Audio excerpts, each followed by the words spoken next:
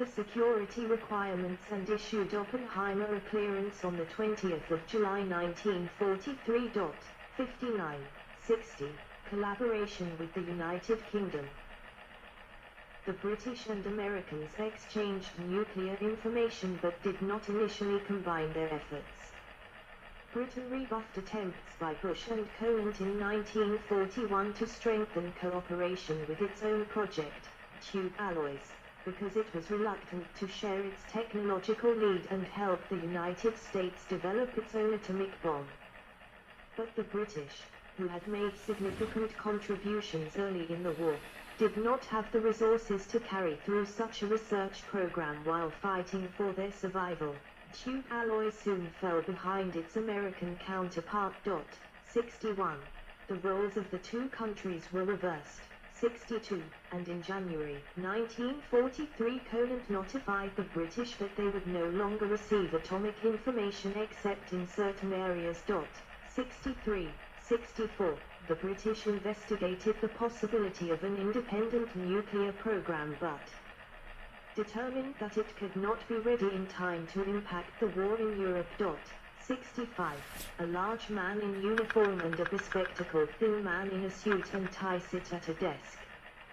Groves confers with James Chadwick, the head of the British mission. By March 1943 Conant decided that James Chadwick and one or two of the British scientists were important enough that the bomb design team at Los Alamos needed them, despite the risk of revealing weapon design secrets. 66. In August 1943 Churchill and Roosevelt negotiated the Quebec Agreement. 67, 68. Which was extended to the post-war period by the Hyde Park Agreement in September 1944. 69. The Quebec Agreement established the Combined Policy Committee to coordinate the efforts of the US, UK and Canada. Stimson, Bush and Conant served as the American members of the Combined Policy Committee. Field Marshal Sir John Dill and Colonel J.J. Llewellyn were the British members, and C.D. Howe was the Canadian member. 70. Llewellyn returned to the United Kingdom at the end of 1943 and was replaced on the committee by Sir Ronald Ian Campbell, who in turn was replaced by the British ambassador to the United States, Lord Halifax, in early 1945.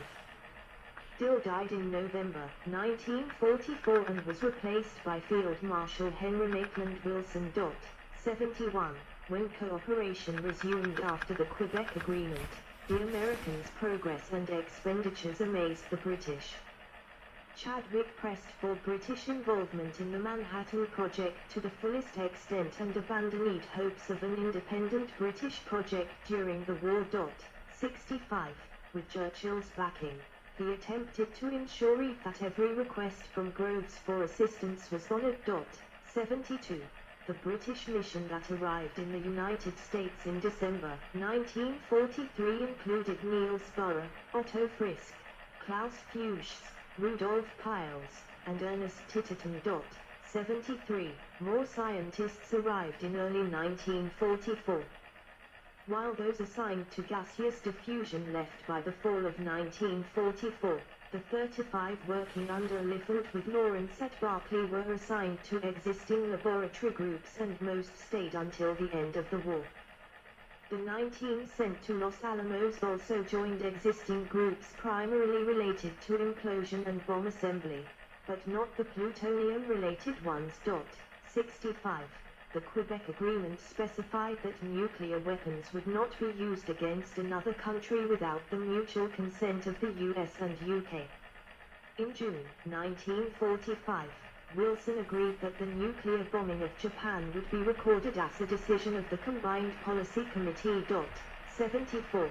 The Combined Policy Committee created the Combined Development Trust in June 1944, with Groves as its chairman, to procure uranium and thorium ores on international markets.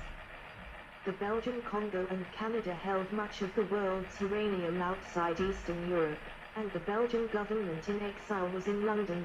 Britain agreed to give the United States most of the Belgian ore, as it could not use most of the supply without restricted American research. 75. In 1944, the trust purchased £3,440,000, 1,560,000 kilograms, of uranium oxide ore from companies operating mines in the Belgian Congo. To avoid briefing U.S. Secretary of the Treasury Henry Morgenthau Jr., a special account not subject to the usual auditing and controls was used to hold trust monies. Between 1944 and his resignation from the trust in 1947, Groves deposited a total of $37.5 million. 76. Groves appreciated the early British atomic research and the British scientists' contributions to the Manhattan Project, but stated that the United States would have succeeded without them. The British wartime participation was crucial to the success of the United Kingdom's independent nuclear weapons program after the war when the McMahon Act of 1946 temporarily ended American nuclear cooperation. 65. Project sites. Map of the United States and southern Canada with major project sites marked. A selection of U.S. and Canadian sites important to the Manhattan Project. Click on the location for more information. Oak Ridge. Workers, mostly women, pour out of a cluster of buildings. A billboard exhorts them to make CEW count. Continue to protect project information. Shift change at the Y-12 uranium enrichment facility at the Clinton Engineer Works in Oak Ridge, Tennessee, on the 11th of August, 1945. By May 1945, 82,000 people were employed at the Clinton Engineer Works. 77. Photographed by the Manhattan District photographer Ed Westcott. The day after he took over the project, Groves went to Tennessee with Colonel Marshall to inspect the proposed site there, and Groves was impressed. 78. 79. On the 29th of September, 1942, United States Undersecretary of War Robert P. Patterson authorized the Corps of Engineers to acquire 56,000 acres, 23,000 ha, of land by eminent domain at a cost of $3.5 million. An additional 3,000 acres, 1,200 ha, was subsequently acquired. About 1,000 families were affected by the order, which came into effect on 7 October. 80. Protests, legal appeals and a 1943 congressional inquiry were to no avail. 81. By mid-November, U.S. Marshals were posting notices to vacate on farmhouse doors, and construction contractors were moving in. 82.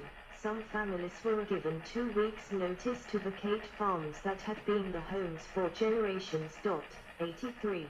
The ultimate cost of the land acquisition, which was not completed until March 1945, was only about $2.6 million, around $47 an acre. 84. When presented with a proclamation declaring Oak Ridge a total exclusion area that no one could enter without military permission, the governor of Tennessee, Prentice Cooper, angrily tore it up. 85. Initially known as the Kingston Demolition Range, the site was officially renamed the Clinton Engineer Works, CEW, in early 1943. 86. While Stone and Webster concentrated on the production facilities, the architectural and engineering firm Skidmore, Owings and Merrill developed a residential community for 13,000. The community was located on the slopes of Black Oak Ridge, from which the new town of Oak Ridge got its name. 87. The Army presence at Oak Ridge increased in August 1943 when Nichols replaced Marshall Asheed of the Manhattan Engineer District. One of his first tasks was to move the district headquarters to Oak Ridge, although the name of the district did not change. 88. In September 1943, the administration of community facilities was outsourced to Turner Construction Company through a subsidiary, the Rowan Anderson Company. 89. Chemical engineers were part of frantic efforts to make 10% to 12% enriched uranium-235, with tight security and fast approvals for supplies and materials. 90. The population of Oak Ridge soon expanded well beyond the initial plans, and peaked at 75,000 in May 1945, by which time 82,000 people were employed at the Clinton Engineer Works, 77, and 10,000 by Rome Anderson. 89. Los Alamos.